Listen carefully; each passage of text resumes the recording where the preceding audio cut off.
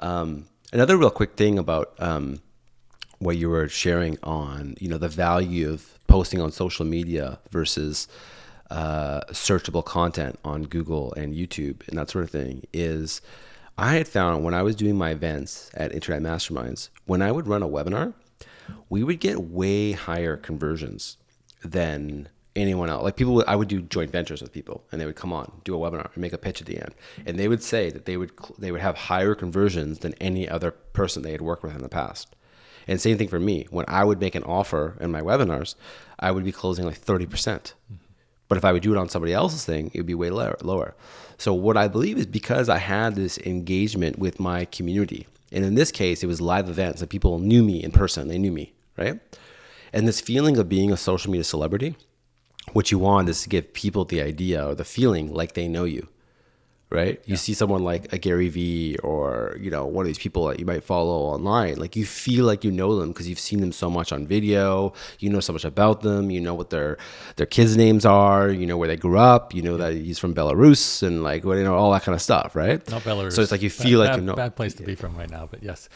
Yeah, but you get the idea there, right? Yeah. So then when he makes you an offer for VFriends or whatever it is, you're buying because you feel like you know him, right? So like I studied internet marketing, and this is before social media, and I remember so clearly, I think it was Harlan Kilstein, I'm not sure if I'm getting his name right, old school internet marketer from late 90s, early 2000s. And he wrote this newsletter, and it said, the number one objective of all your content is not to make money, it's not to make sales. It says it's for you to make friends with your audience. That's right. It. And I was like, okay, I can do that. That makes sense to me. And I remember to kind of validate what you're saying about live events and that sort of stronger, or webinars, but any kind of very personal connection. I was at a small networking event in my hometown, and someone came up to me, and the first thing they said to me was like, oh, how's your fridge? And I was like, what do you mean, how's my fridge? And he said, yeah, I saw on Twitter that you were selling your fridge, or it was broken or something, and you're getting it repaired. And my mind was like, this is a complete stranger who knows something about the inside of my house in a very intimate level. And I was like, this is like a demonstration of that level of connection they have, because I've been sharing these kind of background stories. And that to me was really powerful, because it's like, wow, I can just talk about my day and my life and in general, and that leads to selling more of my stuff, which is like, okay, that's cool. Yeah. I had a similar story. I grew up in Richmond, and usually when I'm in Richmond, I always bump into people I know from high school. This is many years ago. I was filling up gas back when I had a gas car, and then I saw an old guy that we were friends on Facebook. I haven't talked to him for a long time. I went to high school with him, and he saw me there, and he just came up to me, and we just started chatting, and he started telling me, oh, how was this event you did? And I saw you went on a trip, and da-da-da. And he knew my whole life, and he was just, and we never communicated on Facebook or nothing, right? But it was like instant connection together, because it was this feeling of like he knew me, which is funny now, because I become like, I kind of value privacy a lot more, and over the last few years, even last 3 years, I haven't like shared as much, because I often feel like, why am I sharing? And I think about like sometimes it's like vain. I feel sometimes it's vain, Vanity. Or it's like, yeah, it's vanity, and it's like, am I sharing because I want something? Like, am I trying to become popular because I want to sell something, or am I sharing because I want to connect with people? So whenever I'm posting, it's like I always think about that. Like, why am I sharing? Before, when I used to share, I considered my Facebook timeline as a timeline of my life. So when I was posting these photos of things I was doing, it was from my memory. And I love it now. I can't delete my Facebook profile, because there's a timeline of all these photos of my whole life. Yeah. Right. And without that, let's say if I died, there would be no way to remember me in all those stories. Right. So sometimes I'm doing things and I want to share, and then I feel like I don't want to overshare, or then I think about like this, I want to share this for me because I want this on my timeline, but then I don't want to seem like I'm just trying to promote. And it's weird right now, right? You're making me think of a meme. I don't know if maybe the editor can pull it up, but there's one of those cartoon sketches of these two little kids sitting in front of a screen, and it's like something in the future, like 2080 or something, and the two little kids are saying, boy, great grandma really liked to twerk back during her days, and it's like a picture of grandma back when maybe TikTok was out, and all she did was videos of her butt dancing and stuff. And this is something that we're the first sort of generations where the future generations will have this content about us no matter what age we are, assuming you're tracking yourself on some way on social media. And I think that's great. I mean, a lot of people say it's also not great because of the whole social media and, it's not really connecting on a real level. But I would love to have had my, great, great, great grandmother, grandfather from wherever they were living in Eastern Europe, where my background is, and just seeing it like they were chronicling life in the farm, slaughtering the pig to make the food, just whatever it was to see what their life was like back then. But so I think it's great for the future. It's funny. I had a friend of mine before Facebook came out with Facebook Timeline, and he's a startup guy, tech guy, and he was talking about making an application where you would like share your photos on a timeline with your family.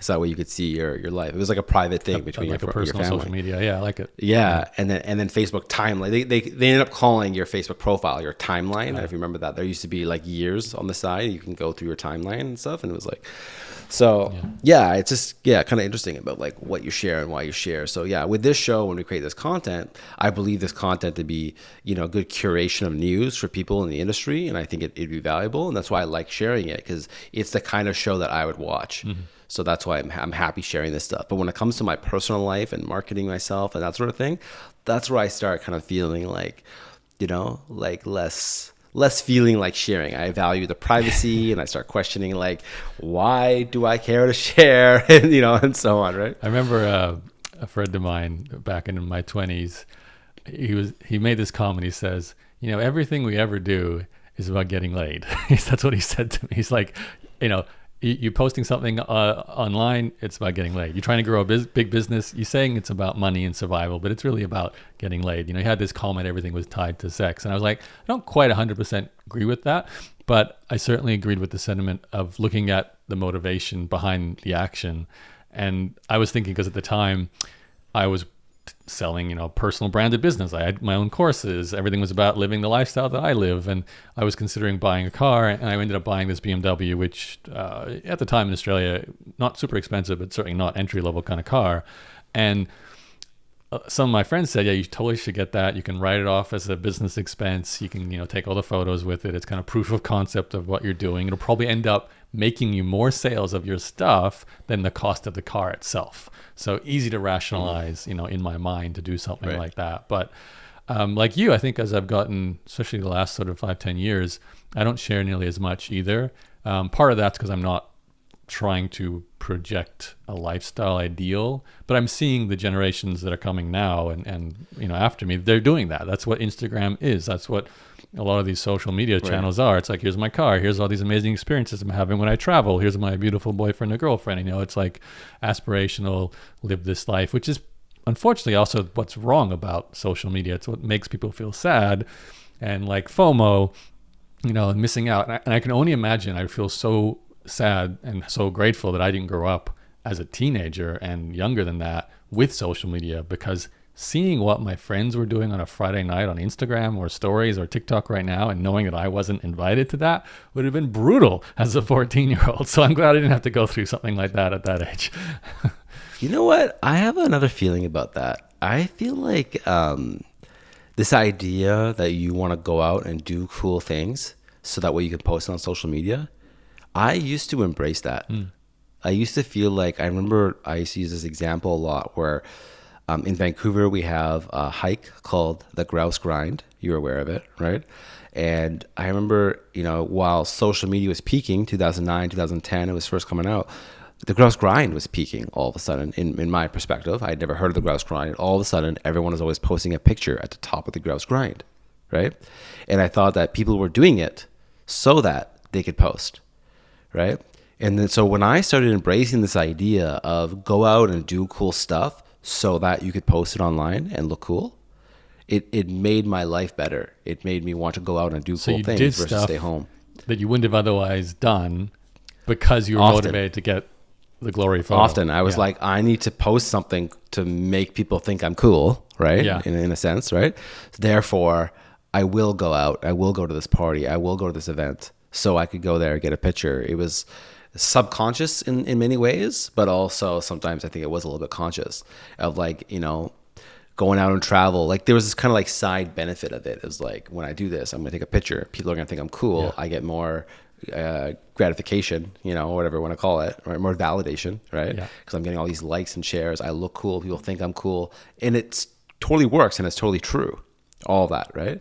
So that's why I think that's like, yeah, I get the idea of like people are just kind of showing off. What happens is when you fake it, right? When you start trying to only show how rich and successful you are versus The check out what I authenticity ate for dinner. Yeah. You want people to feel like they really know you, and it's like if they know the real you versus you trying to portray or project somebody who you're not. I think that's where the issue comes in. So as long as you shed some tears and cry every now on social as well, talk about the bad stuff, it's all well, good. I don't know. I think sometimes I'm also like I see people doing that too, and it's like